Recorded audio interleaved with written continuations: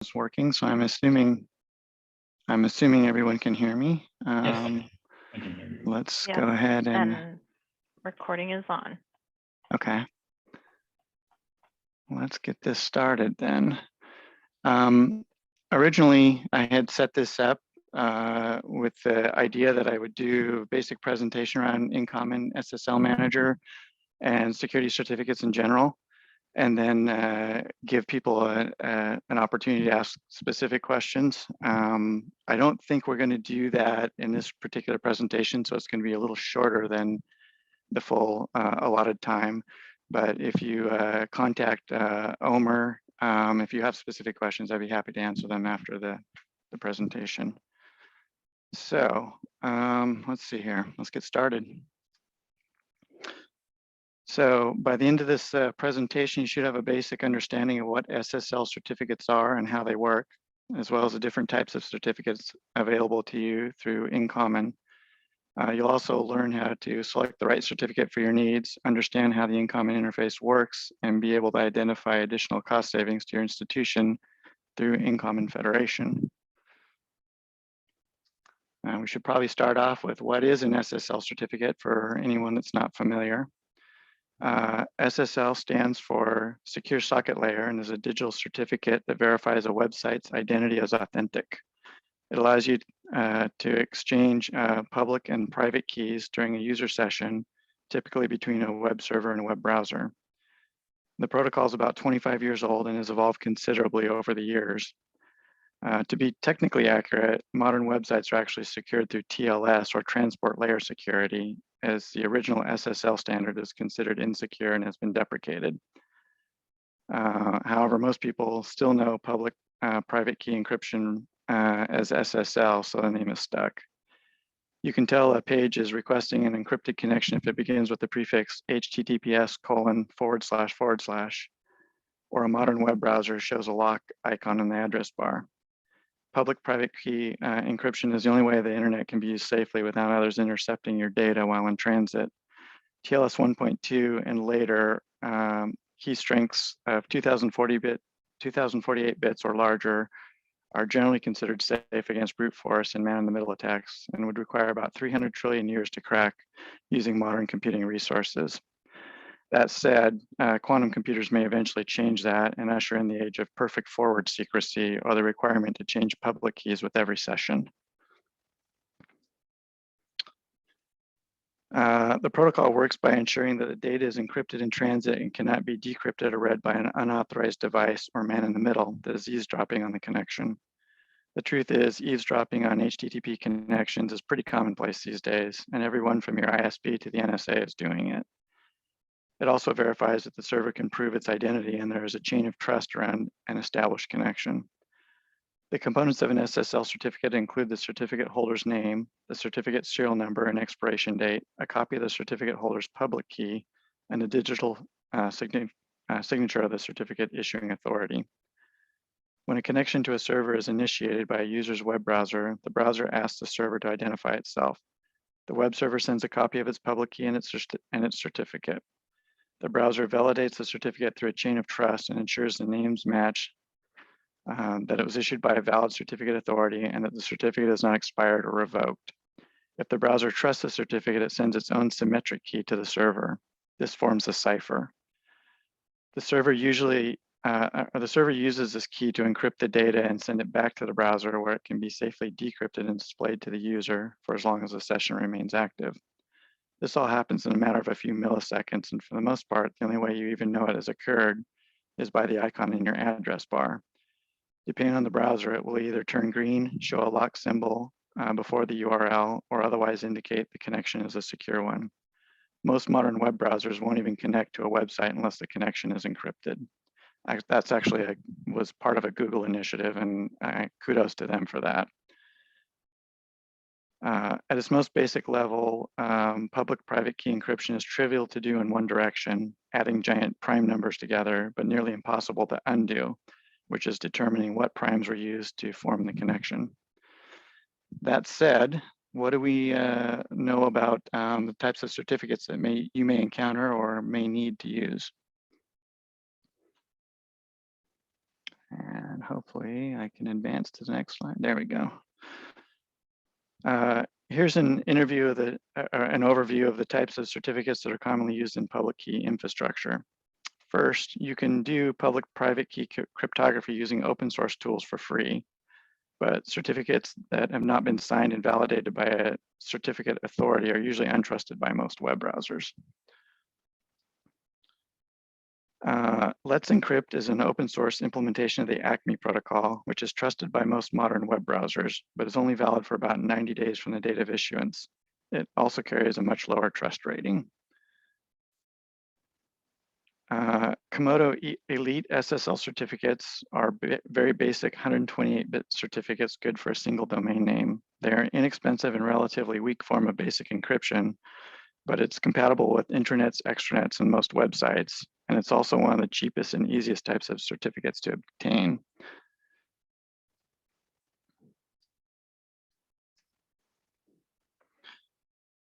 Single domain SSL certificates. These allow you to protect the single host name or subdomain. You can specify domainname.com or even www.domainname.com with the proper redirect, but that's all the certificate will be able to sign for. If you want to protect subdomain.domainname.com, you would need another type of certificate or another completely different certificate.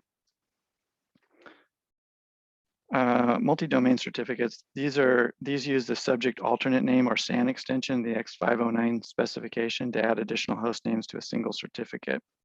The standard calls for up to a max of 1,000 alternate names for a multi-domain certificate, but in reality, more than a handful is considered bad practice, and they may not be supported by some certificate authorities if you add a whole bunch to them. Wildcard certificates. This certificate type allows you to use one certificate for all variations of a base host name. You can protect mydomain.com or anyhost.mydomain.com, but it will not work with anyhost.newsubdomain.mydomain.com or anyhost.mydomain.net.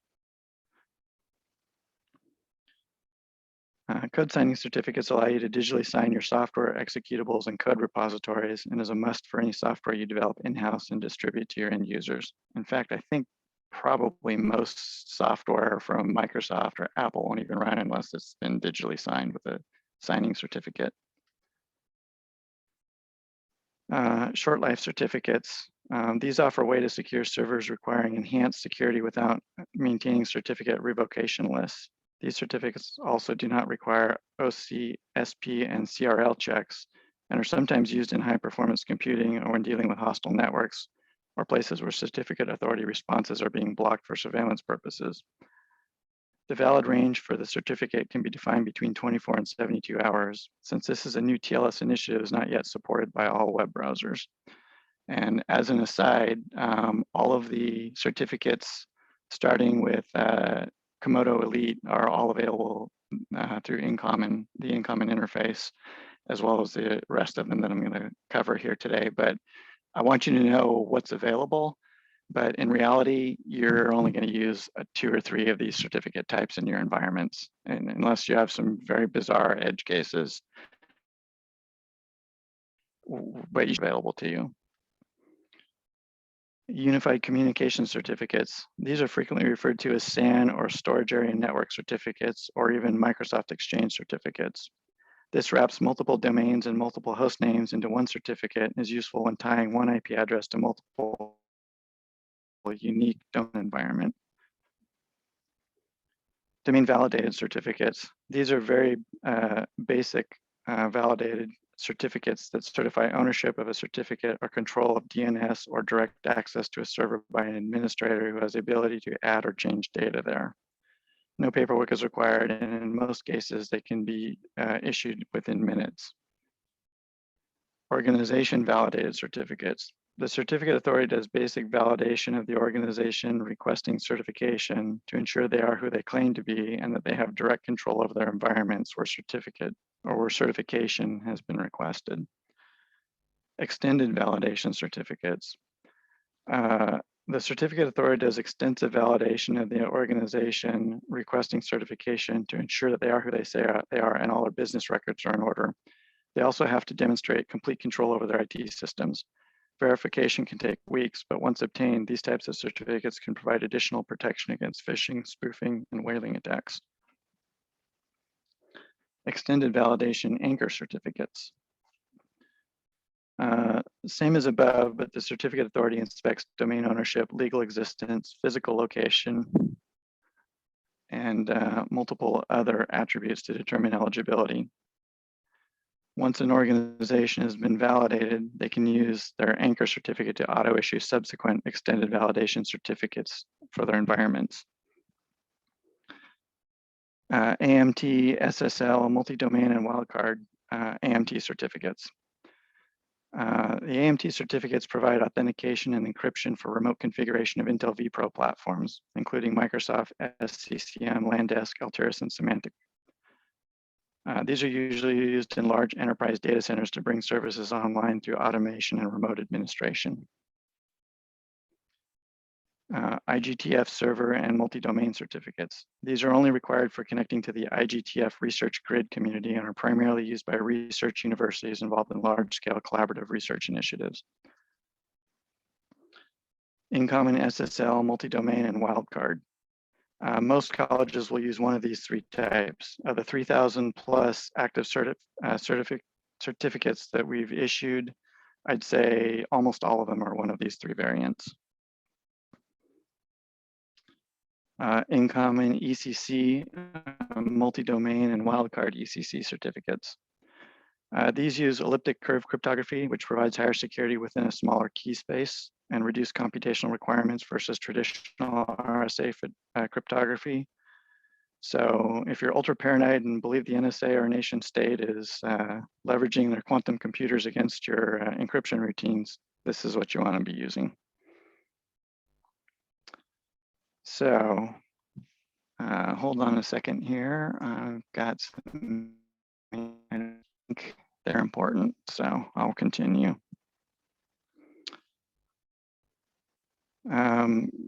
So if you go to a standard Komodo 128-bit certificate, you can get those for between $10 and $68. Basic 128. Uh-oh. Can you hear me now? Yeah, so your sound is somewhat breaking up, but it's okay for me to hear, but there's some folks saying they're having some issues hearing you. Okay. It could be just the amount of bandwidth that I have on my network, but I will do your best here. Yeah, I'll try to continue on. Worst case scenario, I also recorded this in case I had network issues, so we can bring that up too at a later date. Thank you. So, okay, so let's see, where were we? Which certificate? Okay. So there's a lot of choices, obviously, that I covered with certificates. That said, you know, it's not that complex. The vast majority of users just use a standard InCommon SSL, either single domain, wildcard, or multi-domain. In fact, I did a quick look at to see, you know, which we were using by certificate type, and 68% are InCommon single domain, 24% are InCommon multi-domain, and 7% are InCommon wildcard certificates. All certificates can be obtained with a 1 to 5 year expiration, depending on the certificate type, but most are using 1 year expirations and the option to automatically renew through Sectigo. This is usually as simple as clicking a button at the interface to reissue, and as long as the domain validation method of choice has not been expired, you can renew as many times as you need. I think from the research that I did, that Google has also started an initiative to set the certificate standard at 1 year, so that they don't get, you know, certificates that get stolen off of a server that don't get validated, with domain ownership at, frequently enough. And so I think that's the way the industry is going, is to 1-year renewals over time. As far as minimum key strengths, all InCommon certificates are 2048-bit SHA-2, but you can issue keys all the way up to 4096 bits. You can also request either RSA or ECC encryption. And as an added bonus, a REST API is also available if you want to set up an Acme server to automate your certificate infrastructure. So here's what the InCommon interface looks like, and it's radically different than it looked just a month ago. So anybody that was using InCommon interface even a month ago has noticed the changes. I haven't really gotten used to the new interface yet, so I'll try to withhold judgment, but it seems to me it's harder to find the things that I used to know where they were. Now they kind of depend more on search and sort capabilities. Upon login to the interface, you see the dashboard, and the dashboard gives you a broad overview of the domains and certificates you currently have access to, as well as a basic status report of all things that are happening with your InCommon account, certificate account.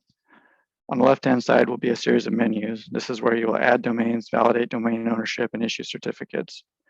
On the right-hand side are tools that allow you to filter, sort, download, upload, and adjust various settings and preferences. On the left side, under Settings, Admins, you will be able to add or remove authorized admins and change permissions for all users at your enrolled campus or campuses. All users added by us are designated the following permissions: DRAO admin, SSL code signing, SSL auto approve, allow SSL's details changing, and allow domain control validation. Interestingly, InCommon breaks down administrative permissions into the following hierarchy: MRAO, RAO, and DRAO. The MRAO, or Master Registration Authority Officer, is a system administrator in charge of the Chancellor's Office InCommon organization account and all the departments contained therein. Each college system is a unique department within the organization. The MRAO typically doesn't perform any administrative functions. They are mostly the legal entity responsible for the organization and all departments under their account, and they can add and remove RAOs. Most administrative functions at both the organization and department level are handled by the RAOs, or Registration Authority Officers. These users can edit almost any configurable setting on any of the departments within the organization.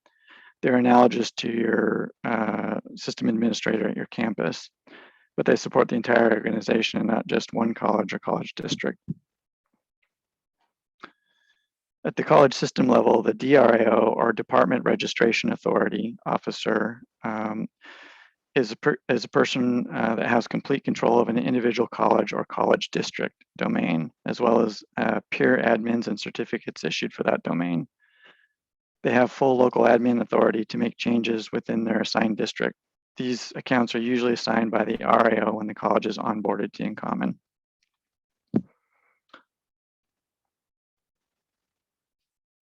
In the domains menu, you can select and modify existing domains or request a new domain. All domains need to be validated before you can issue certificates. Domain validation methods include either a CNAME entry in DNS, an HTTP or HTTPS text file in the PKI validation directory on your web server, or an email to one of the authoritative email addresses in your DNS. Personally, I usually prefer CNAME validation because it's fast and it's super easy.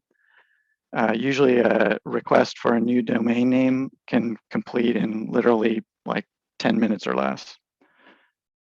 Make sure you copy and paste the entries into your DNS that you get when InCommon generates the text string, because they have to match exactly. And I've seen a lot of cases where somebody's called for support and they just have a tiny typo or even a space in the CNAME entry or the text file. Once the record exists and you can query it externally, hit the validate button to complete the process. Any domains that are more than a few years old will need to be revalidated before you can issue or reissue certificates. Again, this is usually completed in 2 to 10 minutes at the most when you're familiar with the process.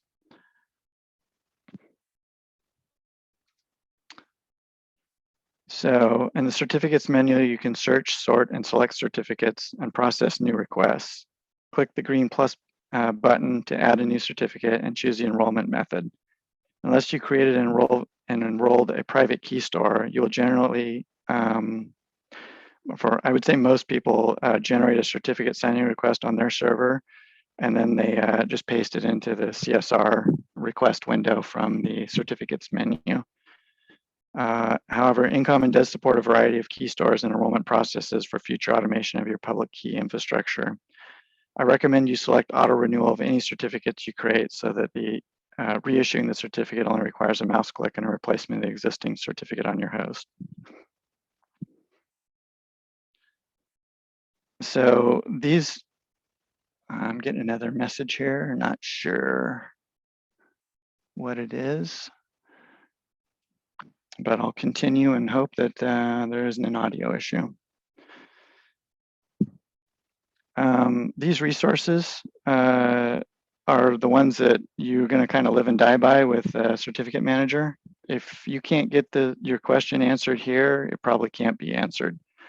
I will make sure that I make this available so you don't have to try to copy or screenshot this, so that you have the links afterwards. I'll have a copy of the talking points and my notes and the presentation available later. But I guess this is the links that are going to be most valuable as an InCommon member. These 5 or 6 links here are probably the ones that you're going to depend on the most. And there's some additional notes. The InCommon interface also includes menus for reporting, network discovery, enrollments, and Acme integrations, as well as customizing your notifications and a host of other features that are well beyond the scope of this talk. These are all well documented in the manuals, and the manuals are available through some of these links as well. Since I've only scratched the surface of the InCommon Certificate Manager and most of the tools I haven't even used myself, I figured I'd at least leave you with the tools that I depend on, and which you'll come to depend on as well.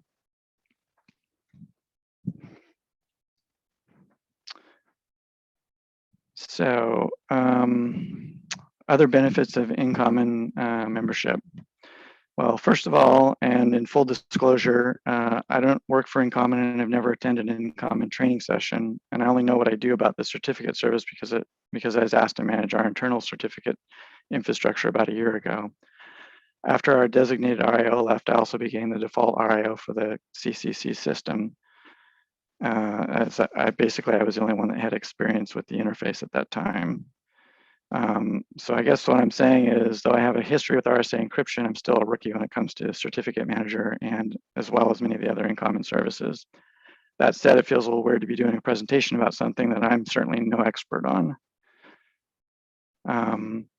InCommon has always been helpful when I've reached out to them for support, and their charter seems to be a noble one.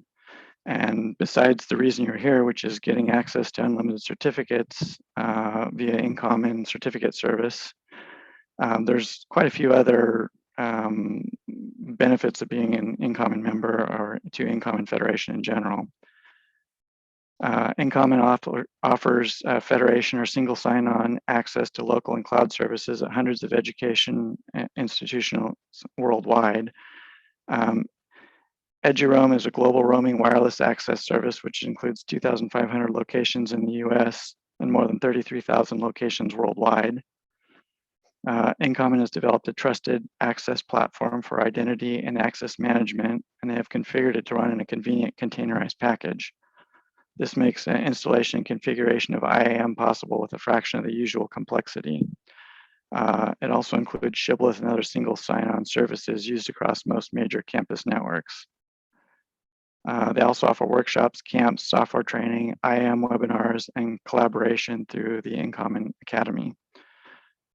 Finally, they have a large and supportive community that ranges from advisory groups to working groups that provide policy development assistance. If you haven't checked out the many things they offer, you might want to have a look. And best of all, it doesn't cost you a dime because the Tech Center pays for your InCommon membership. So that's probably it for an introduction to InCommon certificates and what's available through InCommon Federation. I will have notes and these URLs that I think you'll find useful available later. I don't know if they'll send them out automatically after the presentation or if you can just request them, but let's see here. If you use the email address for Omer Usmani, if you have any questions or need anything specific, he'll help you with that, and I'll work with him to get you whatever information you need. And if you're specifically having problems with certificate manager or need additional admin accounts for your institution, you can reach out to me directly and I will help you with that. But I try to, keep that limited to stuff that isn't, not as a replacement for reading the manuals, because really the manuals are very comprehensive and there's a lot of stuff I don't even know that I still find in the manuals. So you should really look at the manuals first, and then if there's still something that just doesn't make sense or you think there's a configuration issue or something like that, reach out to me and I will help you with that. And I think that's probably all I have short of Q&A stuff. So I'm going to turn it back to Amir and Cindy, and we'll go from there. Thank you, David. All right, so this wraps up our presentation. This one, the last presentation for us today, is on Sperion. We will take a few minutes break and start at 3 instead of 3:15. So Cindy, if you want to update the schedule, so we'll just